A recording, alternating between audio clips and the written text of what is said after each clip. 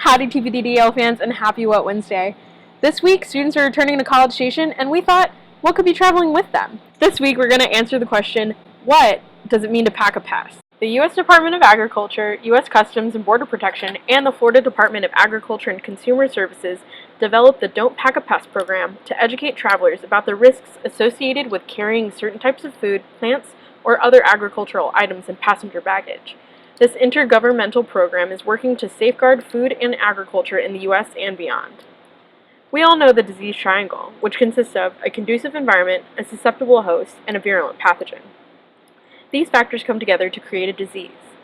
Some of the most devastating plant diseases have been a result of moving plants to a new place, which means different environment and different hosts.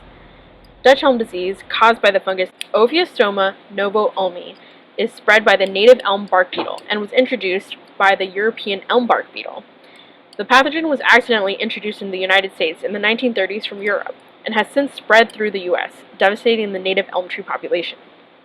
Citrus greening, or HLB, Huang Long Bing, one of the more serious diseases of citrus and a recent example of a devastating disease brought to the U.S., this bacterial disease is thought to have originated in China in the early 1900s.